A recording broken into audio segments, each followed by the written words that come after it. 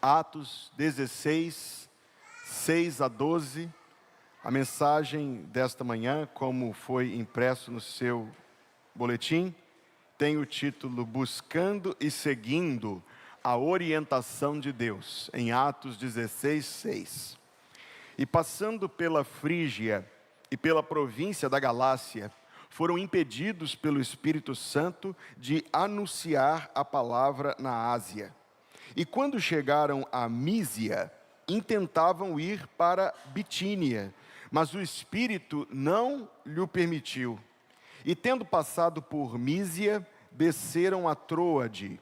E Paulo teve de noite uma visão, em que se apresentou um homem da Macedônia, e lhe rogou, dizendo: passa a Macedônia e ajuda-nos. E logo depois desta visão, procuramos partir para a Macedônia, concluindo que o Senhor nos chamava para lhes anunciarmos o Evangelho. E navegando de Troade, fomos correndo em caminho direito para Samotrácia, e no dia seguinte para Neápolis, e dali para Filipos, que é a primeira cidade desta parte da Macedônia, e é uma colônia. E estivemos alguns dias nesta cidade. Pai, que seja da Tua vontade abençoar a Tua igreja com uma palavra vinda do trono da graça para o coração de todos os Teus servos. Que a palavra do Senhor Deus venha servir para a nossa edificação. Venha servir, Deus, para a nossa instrução na fé. Venha servir, Senhor Deus, de orientação para os Teus servos, particularmente para a Tua igreja como um corpo. Que, Senhor, seja da Tua vontade, que o Teu Espírito Santo fale ao nosso coração, a partir da letra inspirada que o Teu servo escreveu no passado, e o Senhor empregou todo o Teu poder soberano em preservar ao longo de todos estes séculos. Senhor, lâmpada para os nossos pés é a Tua palavra, e luz para o nosso caminho. Assim, humildemente pedimos que o Senhor queira nos abençoar, e fazemos este pedido em nome de Jesus. E a igreja diz: amém. Pode se assentar, por favor. Queridos, a passagem que nós acabamos de ler me causa uma interrogação logo de início, porque nós estamos lendo os passos e o caminho que o apóstolo Paulo seguiu. Agora, o apóstolo Paulo é um homem a quem, muito embora a gente ainda não conheça pessoalmente, pelo que a gente lê que ele escreveu e pelo que a gente lê dos registros de sua vida, a gente pode ter uma boa ideia, uma impressão muito acertada de algumas qualidades e características desse homem. Por exemplo, nós sabemos que era um homem de Deus, não é verdade? Sabemos que era um homem de oração, sabemos que era um homem totalmente comprometido com o Senhor, totalmente comprometido com o trabalho do Senhor, totalmente comprometido com a obra do Senhor. Quando nós lemos os escritos dele, nós temos absoluta certeza que nós estamos lendo aquilo que foi escrito por um homem sábio. Eu não tenho dúvida disso quando eu leio aquilo que Paulo escreveu. Então nós temos um homem crente, nós temos um homem consagrado, nós temos um homem sábio. Uma nota colateral: nós temos um homem absurdamente inteligente, não há dúvida disso também. Nós temos um homem formidável diante de nós, formidável, formidável. E é esse homem formidável que está vivendo uma crise no texto que nós acabamos de ler. Você percebeu isso? Ele está tentando entender a direção de Deus. Ele vai numa direção, Deus diz que não. Ele vai em outra direção, Deus novamente diz que não. Ora, se tem uma pessoa que eu imaginaria estar sempre afinado com Deus, Paulo. E no entanto, no relato desse momento, nós não sabemos quantos dias ou semanas durou esse período, nós o vemos numa posição na qual nós frequentemente nos encontramos. Porque quem de nós não se encontra nessa mesma posição, quando a gente precisa tomar uma decisão, e a gente está procurando a orientação do Senhor, e nós pensamos que a orientação do Senhor está indo naquela direção. Paulo daria o nome Ásia, depois ele daria o nome Bitínia. Veja, deixa eu fazer mais uma observação nesse ponto. Ele não poderia ter um projeto mais nobre. Nós estamos falando aqui da evangelização dos perdidos, algo que o Senhor já pré-aprovou, ordenou, ide por todo mundo. Então, dentre todo mundo, para onde Paulo pensava em ir, o Espírito Santo diz não. Paulo pensou em ir em outro lugar, o Espírito Santo diz não. Como eu disse, Paulo estava numa posição na qual qualquer um de nós frequentemente se encontra, quando a gente está tentando entender em que direção Deus quer que a gente vá. Senhor, me diga, para onde? Sem dúvida, você, assim como eu, já se encontrou nessa posição muitas vezes. Isso não espanta. Espanta encontrar Paulo nessa posição. Nós imaginaríamos que ele era um homem que sabia imediatamente tudo o que Deus quer. Ou um homem que bastaria fechar os olhos alguns segundos, fazer uma curta oração e pronto, já tem ali de cara a orientação certeira do Senhor. Mas não. Paulo, permita-me ser repetitivo para ênfase, Paulo se encontrava nessa posição na qual qualquer um de nós frequentemente se encontra ao longo da vida. Que decisão tomar? Mesmo tendo um projeto tão nobre, mesmo tendo uma causa tão maravilhosa quanto a evangelização dos perdidos. Nós podemos imaginar somente, tentar preencher aqui quaisquer lacunas na nossa compreensão, a partir daquilo que Lucas foi orientado pelo Espírito Santo a escrever, sobre como isso aconteceu. Nós sabemos que Paulo era um homem de oração, então nós podemos imaginar que isto aconteceu enquanto ele orava. Todas as coisas, ele estava orando sobre ir para a Ásia, mas o texto diz, fomos impedidos pelo Espírito Santo. Se me disserem que foi uma visão, para mim não é nem um pouco difícil de entender isso. Se me disserem, porém, que foi algo subjetivo, também não é difícil de entender isso, porque, aliás, é a experiência com a qual eu mais me identifico. Fato é que ele não sentiu a permissão, ele não teve a permissão de Deus, o Espírito o impediu.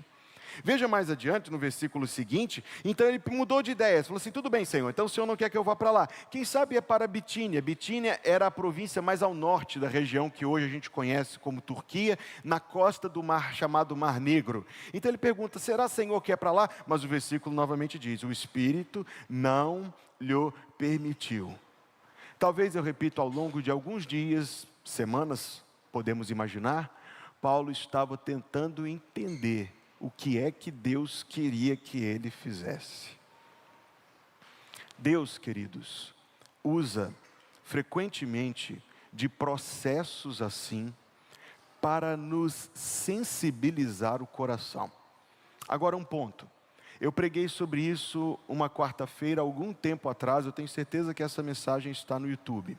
Se você entrar numa livraria evangélica, você com toda certeza vai encontrar vários livros te dizendo assim, você não precisa se preocupar com esse negócio de vontade específica de Deus para a sua vida, isso não existe.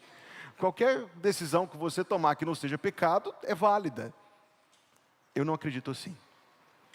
Eu leio o Salmo 25, e o Salmo 25 diz que aquele que teme o Senhor o guiará no caminho que deve escolher.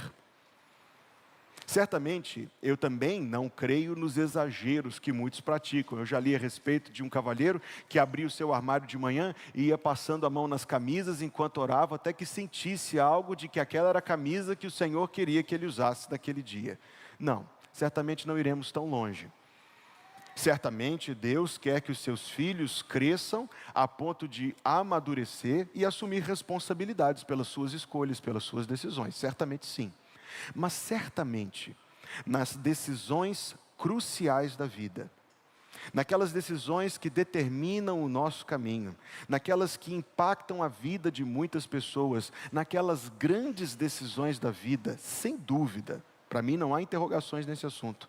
Deus não somente deseja que o consultemos, primeiro porque é uma honra para Ele, que assim dele dependamos, mas o Senhor há de nos instruir. Certamente não é uma instrução tão fácil. Eu lembro de uma irmã que contava que todos os dias de manhã ela aprendeu a ter o hábito de abrir a Bíblia a esmo, por acaso, para ler um versículo, fechava os olhos, girava a Bíblia, abria em qualquer página, batia o dedo e lia. Pronto, essa é a palavra que Deus tem para mim hoje.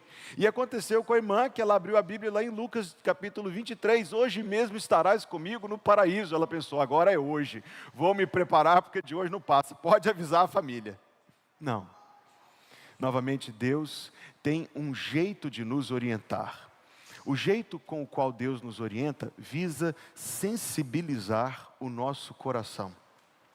Quando a gente está procurando a orientação do Senhor, muitas vezes a gente precisa rever as nossas preferências. E por que preferimos nessa ou naquela direção? Precisamos rever nossas resistências. E por que tal ideia não nos é tão atraente ou apelativa ou algo que nos chama?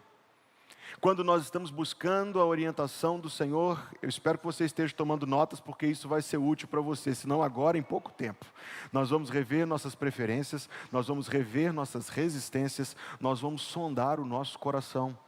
Se existe alguma influência negativa, vaidosa, iracunda, magoada, pecaminosa em geral, que esteja nos inclinando em alguma direção ou resistindo em alguma direção, Deus é um Deus de processos. Observe tudo que Deus faz.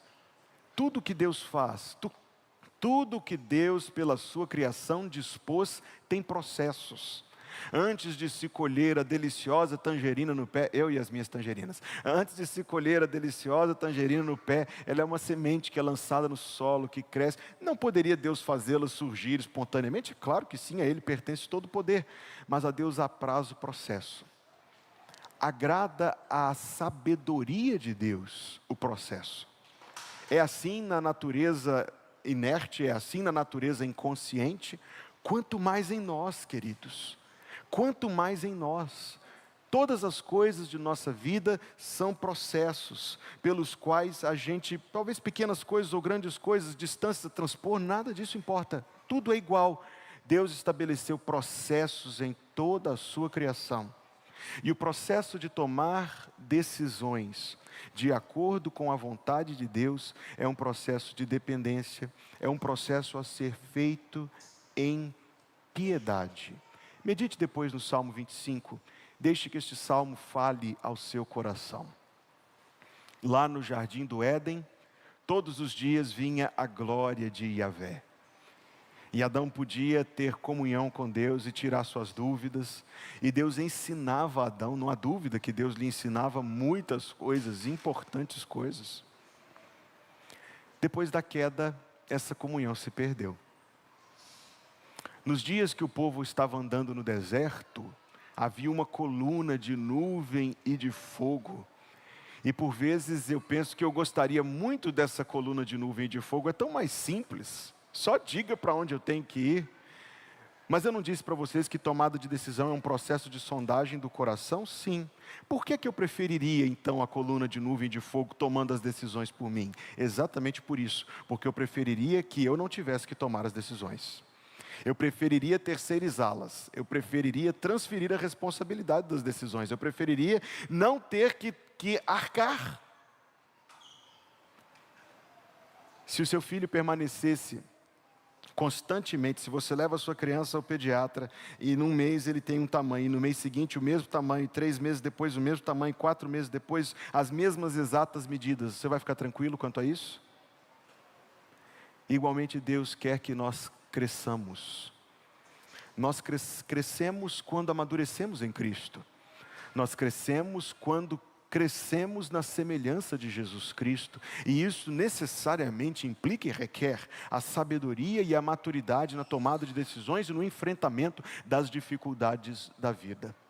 Lá no Antigo Testamento havia algo que eu não sei quem é, se alguém souber, por favor me explique, chamado luzes e perfeições, Urim e Tumim.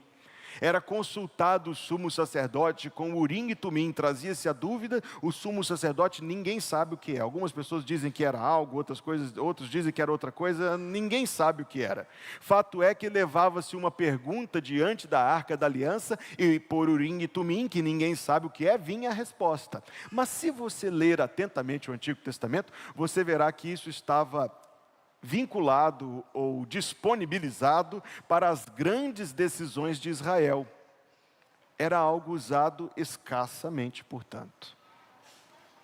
Sabe, queridos, Urim e Tumim, a coluna de nuvem e de fogo, o novelo de Gideão, já me perguntaram se pode fazer isso, se vale fazer isso. Isso fica para a escola bíblica dominical.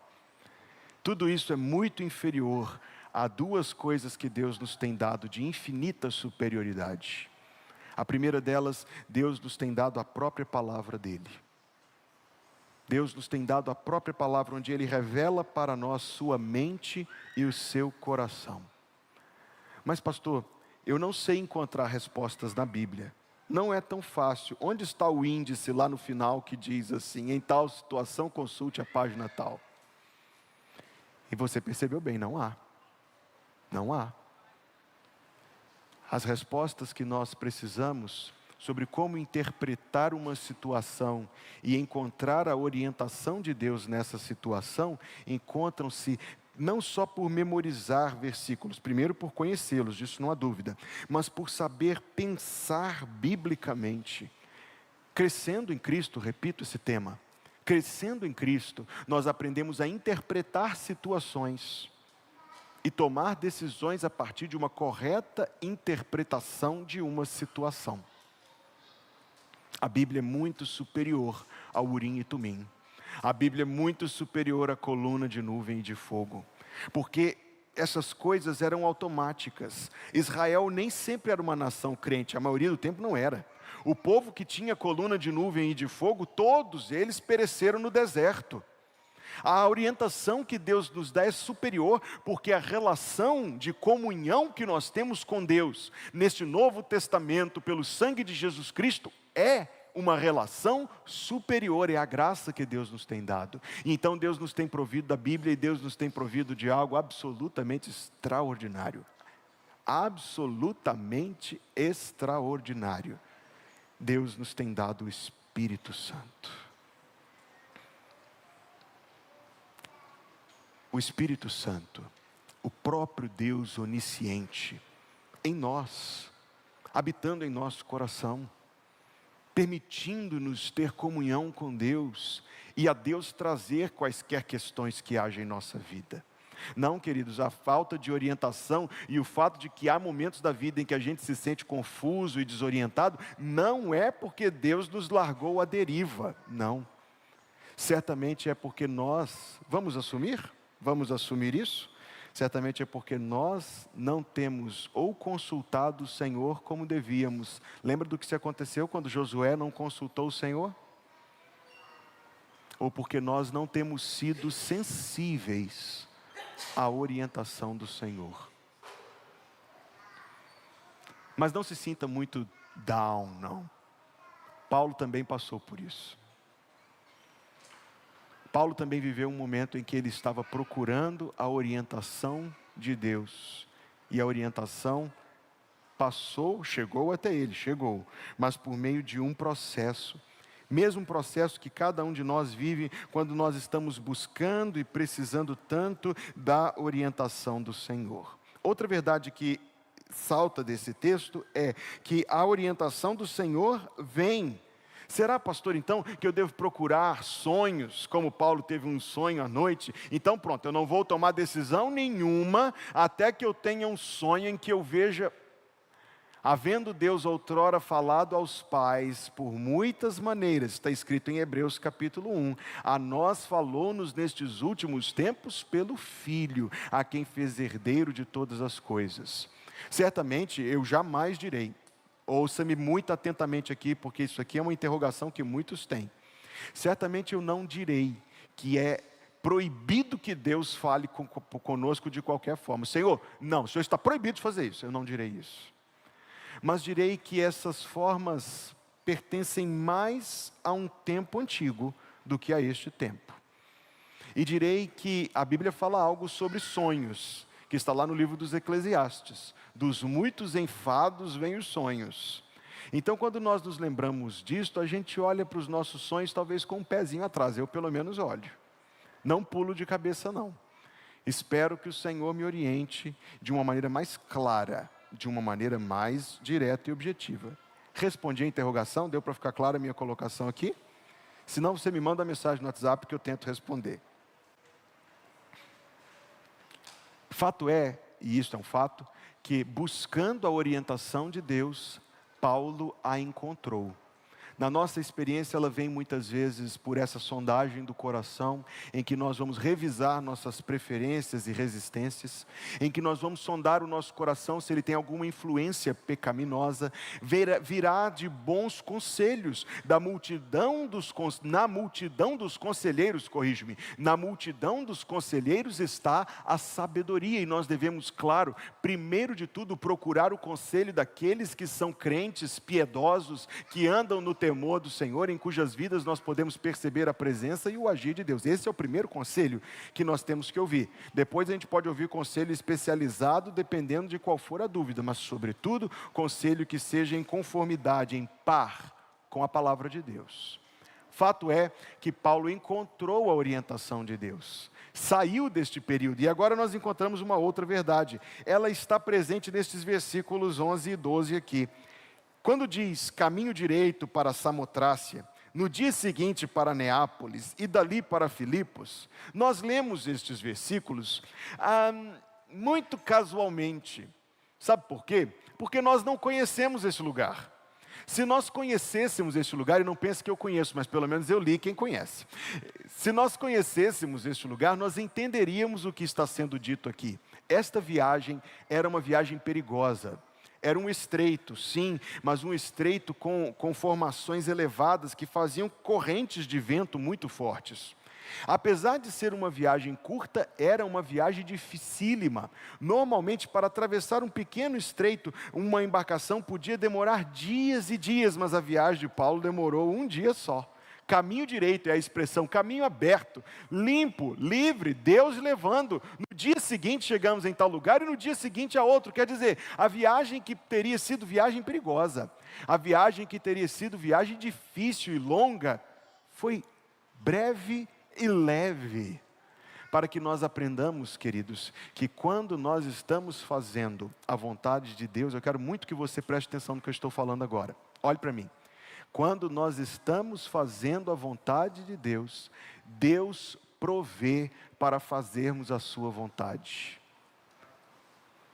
Era uma viagem difícil, para Paulo foi fácil, porque a provisão do Senhor o acompanhava. Quando você ler a continuidade destes versículos, você verá que depois deste episódio, Paulo entrou em Filipos. A partir de Filipos, ele entrou em campo europeu, e a partir dali o cristianismo ganhou o mundo, ganhou o Império Romano. Era algo que talvez nem passaria pela imaginação de Paulo, mas que sem dúvida estava no coração de Deus. Não estou dizendo que o fato de fazermos a vontade de Deus nos priva de dificuldades. Certamente há dificuldades. Paulo enfrentou muitas dificuldades. Desde o primeiro momento, quando chegou em Filipos, havia uma bruxinha endemoniada na cidade que o perseguia por onde ele ia. Não pense então que há facilidade. Houve uma revolta tal que ele foi parar na prisão. Foi parar na prisão, todo espancado, todo ensanguentado. Ele poderia ter orado lá na prisão: Senhor, foi para isso que o Senhor me mandou vir para cá? Eu achei que eu estava fazendo a tua vontade. Mas você sabe o que Paulo e Silas faziam à meia-noite na prisão de Filipos? Eles cantavam e oravam em voz alta. Não pense que fazer a vontade de Deus nos isenta de dificuldades. Eu já encontrei pessoas que, por encontrarem uma ou outra oposição, disseram: eu acho então que eu não escolhi conforme a vontade de Deus, porque se eu tivesse escolhido a vontade de Deus, não teria essas dificuldades. Isso é sinal de não. Deixa eu lhe dizer que esta é uma forma muito equivocada de se interpretar as coisas, e certamente não é bíblica. Não encontra par na vida de nenhum dos heróis da fé, nem sequer um deles, muito menos na vida de Jesus. Fazendo a vontade de Deus, nós podemos encontrar dificuldades, mas nós com toda certeza encontraremos provisões. Dificuldades certamente virão, providências também. Bendito seja o nome do Senhor. Ei, e sobre esse lugar chamado Mísia? Quer dizer, Ásia, do versículo 6. E sobre esse lugar chamado Bitínia? Será que Deus não queria salvar os pecadores que estão lá? Será que Deus tinha condenado toda a população daquelas províncias à maldição eterna? Se você ler o cabeçalho da primeira epístola de Pedro, você encontrará a menção destes locais. E saberá que não era que Deus não queria salvar a população daquelas províncias. Aqui o olhar do Senhor estava posto sobre Paulo. Era Paulo, o indivíduo Paulo, que Deus queria levar para outro local. Deus tinha planos que Paulo não sabia, mas Deus sabia. Hoje, meus queridos irmãos, ao término da Escola Bíblica Dominical, nós vamos nos reunir para tomar algumas decisões muito importantes. Uma delas especificamente diz respeito ao aluguel de um espaço para a gente ampliar as dependências da igreja. Alguns dos irmãos, quando eu toquei neste assunto, ficaram com dúvidas quando eu falei sobre isso domingo passado. Alguns me disseram: pastor, mas assim do nada, a gente estava falando sobre uma coisa, o senhor estava pedindo a gente para orar, para comprar terreno lá do outro lado, porque a gente precisava, e agora de repente, a gente está indo numa direção e agora a gente vira para outra. Primeiro, queridos irmãos, e eu poderei falar mais detidamente sobre isso na Assembleia, meu tempo aqui já está terminando. Primeiro, queridos irmãos, nós precisamos acatar sempre a orientação do Senhor. Eu realmente não estou querendo entrar no assunto da Assembleia aqui agora, mas eu quero fazer uma ponte entre as duas coisas, porque esse texto fala tanto sobre a decisão que a gente precisa tomar. Nós não podemos tomar decisões contrárias à orientação de Deus, mas a verdade é que nós cremos e temos entendido que sim, que a decisão que vai ser apresentada para a igreja tomar não é em outra direção, é na mesma direção, apenas seguindo a orientação e consequentemente alcançando a provisão do Senhor. Sobre este específico, eu falarei na Assembleia, mas peço a sua oração para que a gente tome a decisão que Deus quer que a gente tome. Mas este texto não se refere somente à nossa decisão, certamente a palavra de Deus é tão maior. Ela se refere à vida de todos nós, e ela se refere ao auxílio que Deus nos dá nas decisões que nós tomamos a cada dia, principalmente as principais decisões da nossa vida. Nós vamos cantar uma oração: ó Senhor, vem me dirigir. E é uma oração tão oportuna para a conclusão desta mensagem. Eu vou convidar a congregação para a gente cantar. Enquanto estivermos a cantar este belíssimo hino, é o momento de você que trouxe o seu dízimo, a sua oferta, dirigir seu gasofilácio e nestas urnas depositar aquilo que trouxe para consagrar ao Senhor. Se você está nos visitando, por favor, não se sinta da menor maneira embaraçado, constrangido, pressionado a participar. Não. Este é um momento de culto da igreja, inclusive a consagração do dízimo, da oferta e da vida é uma das formas como nós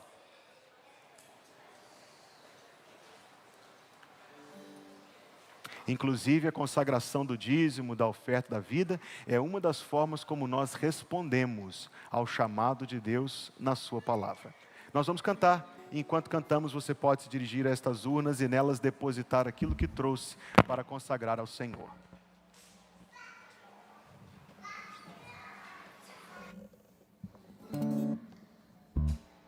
Sim.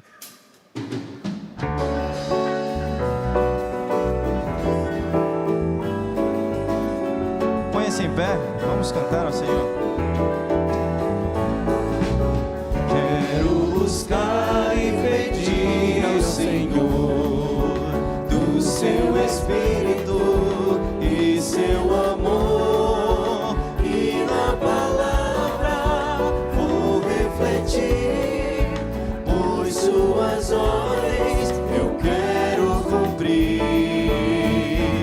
Ó Senhor, vem me dirigir, com fervor quero te seguir, para hoje sempre te honrar e teu amor ao mundo mostrar.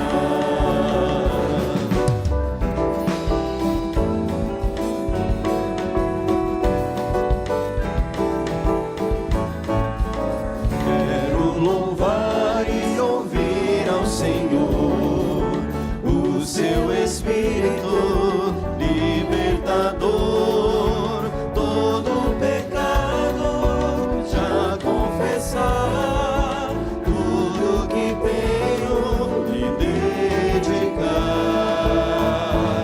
Ó Senhor, vem me dirigir, com fervor quero te seguir, para